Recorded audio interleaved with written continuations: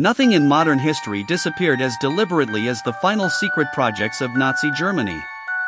In the last months of World War II, as Allied forces closed in from every direction, something unusual happened behind the collapsing front lines. Entire laboratories were evacuated overnight. Trains left without schedules. Scientists vanished from their homes. Documents were burned by the ton. What could not be moved was destroyed. What could be moved was never officially recorded again. These were not random acts of desperation.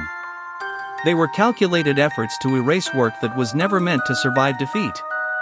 The Third Reich had invested enormous resources into experimental research. By 1944, Germany was losing the war militarily, but its scientific apparatus was operating at full intensity. Jet propulsion, long-range missiles, advanced materials, early nuclear research, unconventional weapons. All of it existed in parallel programs, many isolated from each other, many unknown even to high-ranking officials. The system was fragmented by design. If one project fell, the others would remain invisible. Germany's leadership believed technology could reverse the war. And when that hope collapsed, they believed secrecy could at least preserve their work for the future or prevent it from falling into enemy hands. As Allied bombers devastated German industry, entire research divisions were relocated underground. Mountains, forests, abandoned mines, and remote villages became the last shelters of experimental science. Some of these locations were documented. Many were not. Orders were issued to destroy records rather than allow capture. In some cases, engineers received instructions to dismantle their own work and scatter the components across different regions, making reconstruction impossible without insider knowledge. One of the most striking examples of this vanishing process is Project Reese. Project Reese was a massive underground construction effort in what is now southwestern Poland. Enormous tunnel systems were carved into solid rock. Reinforced concrete halls, rail access, ventilation shafts, all built at extreme speed using forced labor. Yet no definitive documentation exists explaining its true purpose. There are no finalized blueprints. No official designation of function. Only fragments. Historians have proposed multiple explanations. An underground weapons factory, a Führer headquarters, a research center for advanced propulsion systems. But when Allied forces reached the area, they found silence. Machinery removed. Documents gone. Workers dead or displaced. Project Reese did not simply stop. It vanished. And it was not alone. Across Germany and occupied Europe, similar patterns appeared. Facilities that should have held years of accumulated research were empty. Filing cabinets stood open. Burn pits still warm. Allied intelligence officers reported a disturbing consistency. Someone had anticipated their arrival. This was not chaos. It was preparation. While Germany was erasing its secrets, the victors were racing to capture them.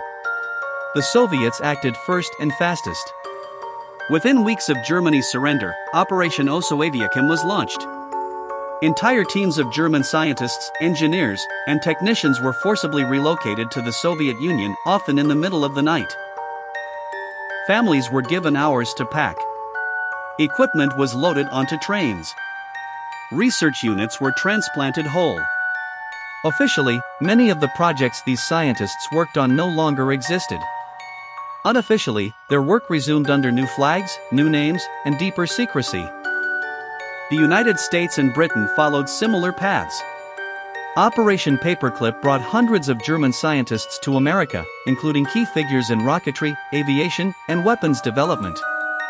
Operation Surgeon focused on aeronautics, ensuring German jet and aerodynamic research would not fall into Soviet hands. In each case, the same pattern emerged: projects that vanished in Germany reappeared elsewhere, fragmented, rebranded, stripped of their origins. But not all projects were recovered. German nuclear research is a clear example. Contrary to popular myth, Nazi Germany never built an atomic bomb. But it did conduct serious reactor experiments, isotope separation research, and heavy water production. When Allied teams captured German nuclear facilities, they found incomplete reactors, scattered documentation, and scientists who seemed strangely unconcerned, as if they already knew their work would not continue in its original form. Some files were seized. Others were missing. To this day, parts of Germany's nuclear research record remain incomplete. Then there are the projects that exist only in fragments and testimonies. Advanced aircraft designs that never flew. Weapons concepts that never reached mass production. Materials experiments that hinted at properties decades ahead of their time. In some cases, Allied intelligence reports reference devices without clear descriptions, only warnings. In others, post-war engineers mention work they were instructed never to discuss again. This is where history and myth begin to overlap and where careful separation becomes essential. Stories like so-called anti-gravity devices or time distortion experiments have no solid physical evidence. They persist because something real did disappear. But absence does not equal proof. The true story is more unsettling. We know that real, advanced research was deliberately destroyed, and we know we will never fully reconstruct it. Beyond technology, entire facilities vanished. Hidden bunkers, sealed tunnels, buried chambers. Even today, construction projects in Germany and Eastern Europe uncover sealed rooms filled with obsolete equipment, empty racks, and no records. These are not secret superweapons. They are the scars of intentional erasure. Why go to such lengths? Because knowledge is power. And in 1945, power was shifting violently. No nation wanted its enemies, or even its allies, to know exactly how close Germany came in certain fields. Silence became a strategic asset. And silence worked. Much of what we associate with post-war technological leaps emerged quietly, without acknowledgement of origin. Jet engines improved rapidly. Missile guidance advanced. Materials science accelerated. The vanished projects of Nazi Germany left fingerprints without names. But there is another side to this story. One that cannot be ignored. These projects were built on exploitation. Forced labor.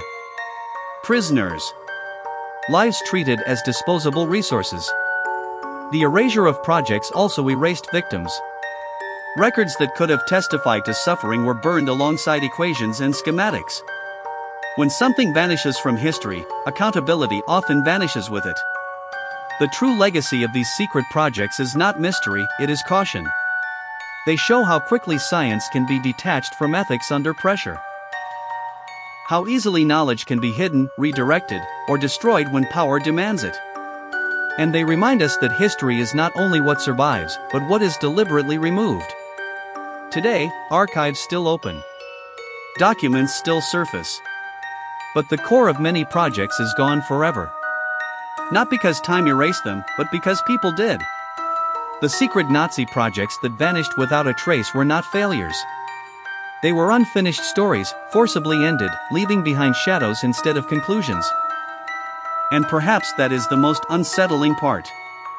Not that these projects existed, but that their disappearance was so effective. History remembers victories.